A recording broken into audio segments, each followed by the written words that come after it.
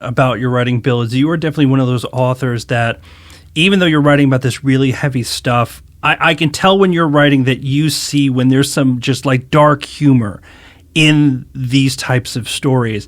And it had to occur to you that the Geneva Convention is a wonderful thing, but it's kind of like, hey, you know how we're slaughtering each other's armies? We got to let you know that we are going to execute some of your guys over here. Like, we got to let you know, we got to do the right thing. Even though we're murdering each other on a massive scale, hey, we just want to give you some paperwork about some death penalties we might just hand out. Do you feel that as you're reading it, you're like, this is dark, but it's weirdly funny in a way. It is. And the Geneva Convention, the version of it that they were going off of was written in 1929. And a lot of people considered it sort of an archaic and chivalrous, really, document from a day when war was fought, was a sport of gentlemen. I'm not sure that was ever the case, but it was prescribed, very good treatment for prisoners of war. And in the United States, well, everywhere, really, essentially the Germans had to be treated like, although they were obviously behind barbed wire, they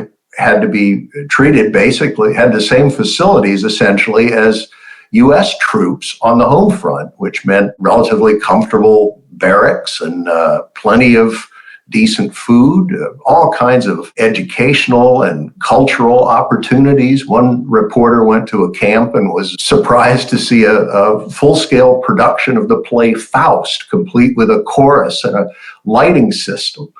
And this was too much for a lot of Americans here that were aware of it, and particularly Americans who had loved ones who were fighting and dying overseas. And they were constantly accusing the army, which ran the camps in the United States, of coddling this vicious enemy.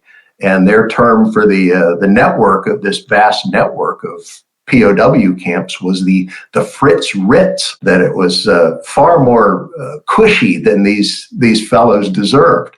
All this while this terrible war was going on, particularly compared to what was going on in the Eastern Front, where the Germans and the Soviets were just slaughtering and enslaving. Yeah, no paperwork there. Nobody was doing paperwork on the Eastern Front. They were slaughtering and enslaving each other's prisoners on a mass scale.